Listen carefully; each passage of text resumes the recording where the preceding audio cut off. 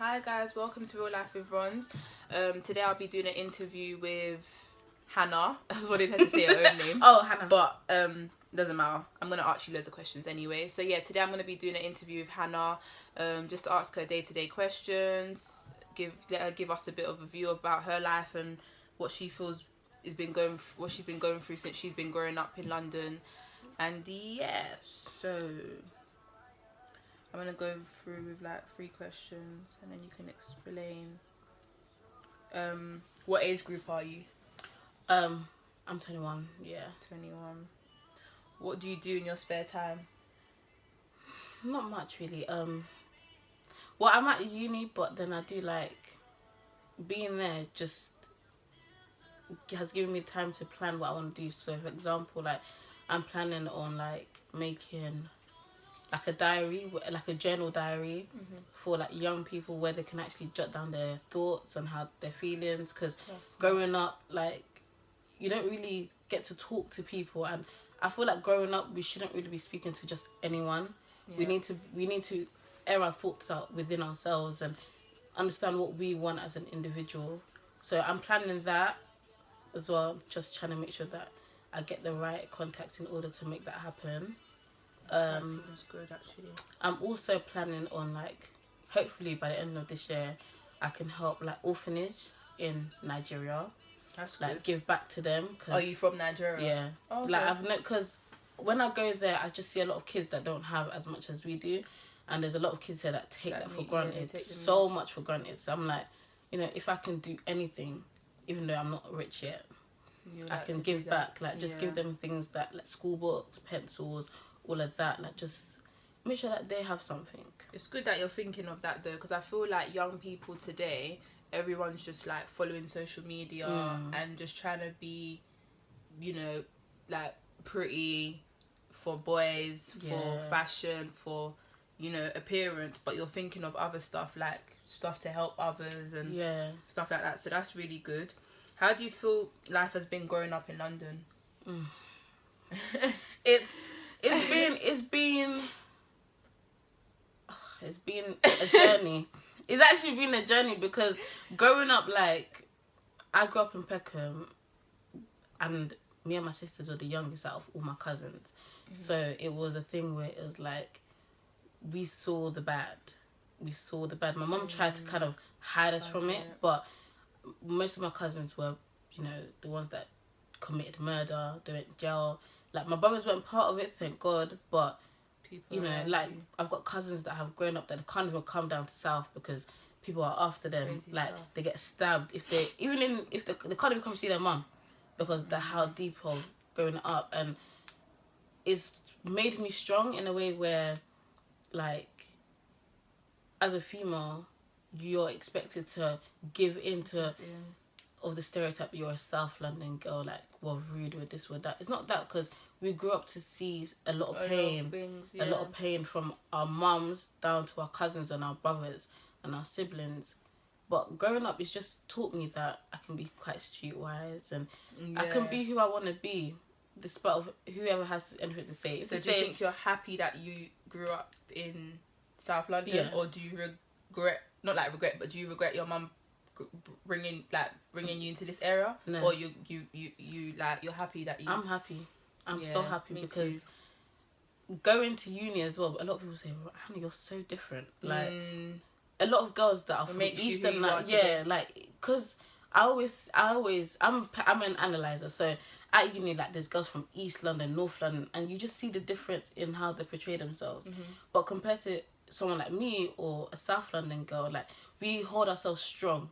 So people might say, so a South London girl might be a hoe in it, but she's strong because you won't even see that she is because of how she portrays herself. How they portray herself. And I see as myself as well, growing in South London, that, you know, a lot of things do happen in order for you to be like, okay, what path can I choose? And that has made me be like, you know what, I've chosen to go through the educational life and as well enjoy my life at the same time and explore and experience a lot of things as well, and just open up myself and be free-minded. But yeah, South London is, you know, I agree with you. Do you think social media and famous people have impacts have impacts on young people today or on you? Definitely, yeah. Oh yeah. In what ways? Explain to us. In young people, like a lot of young girls want to be like Nicki Minaj. Small waist, big breast, big bum. And growing up, like, it's quite bad to have a big breast and a big bum back in the day. Yeah, and being big was a fashion. being big or having the big assets was a bit like, why do you have that? You need to go and get it reduced. So it was like, the fact that I'm someone that does have that, I do have that, like, it's a bit weird that a lot of girls that don't have it want to get it, because they don't understand the importance of how hard it was for people that did have it to go through the whole, oh, you don't look nice, you do, you know. So the media now does make it look like a good thing, but then it kind of makes younger girls forget about the importance of what their body is and why they have that actual body. The social media has impacted me in a lot of ways, because I was never confident in my body, and there's certain things that I would never wear, like I would always cover up. Do you know what I mean? Because I was big, and it's like, now you see big girls that, you know, look nice, they wear certain things, like, and it's kind of like, okay, like, as a big girl I could fully go ahead and try it. So yeah, it's impacted me. And also with the social media as well, like, there's so many things where it kind of opens up your mind into different ideas of, like, oh, what can I do next? Like, what can I actually get done? Yeah. What can I focus on? But I take the social media. You take the good parts, basically. So you're saying, like, social media impacts you, but you think it impacts you in the good way because you take the positive. Yeah. But there are negatives as well, but you just don't take that. I think that's like, the same as me as because when the negatives come, what a lot of youths nowadays don't just realise. copy. Yeah. And with the boys, every guy wants to be money man. Every single guy. Because they see Jay-Z and that. Yeah. Not even Jay-Z, because Jay-Z is a money man, but he don't show it. But they look at people like Lil Wayne and Chris Brown and all of them people that actually do show them all that money, but they're forgetting that they don't have morals. So when I do see a lot of youths today that want to be money man, doing banging AC and that, because they want to show that, yeah, they can live that lifestyle, where are your morals? Like, where do you think you're going to be the next 5 years? Exactly. Still banging that AC. It's not going to work. Like, it could work for some people, and it does leave a lot of people in a lot of debt and in a lot of trouble. Yeah, a lot of debt, definitely. Who's your role model? I don't have one. I don't have one, but yeah, I don't have one. Yeah, I don't have one. You don't actually have one? I really don't have one. That's Reason crazy. being is I because don't know if I have one. No, I kind of do. Because I don't know. Actually, I don't. Like, a role model, because why would I want to copy someone? Like, why would I want to be like someone else? True. Because I used to say Nicki Minaj and Drake, but I don't want to be an artist. Yeah. I just like their flow and the way they just, you know, stuck to their dream. Yeah, like, me personally, I don't have one, because I've always seen, like, I can benefit from everyone. In terms of, you know, you can advise me or give me a motivational speech today, and it really hits me. You could be my role model because of what you've said to me. Exactly. Do you know what I mean? So it's not like I have a specific one, but if I see that you've got common sense, then I like you, kind of thing. What made you come on Real Life with Rons to be interviewed? Cause I love her, man. We went to the same college. I was really shy at college. Oh my gosh, Yeah, like, I didn't talk to no one. We was in the same form, and she was always talking to me, like, making sure that I was okay. We'd go home together. Like, we're going home together, and I was just, you know. But then we haven't really seen each other in so many years. And then the one time I did see her is when, you know, she was pregnant, and I was like, oh wow. I was so happy, because I was thinking, oh my gosh, I would never expect it now.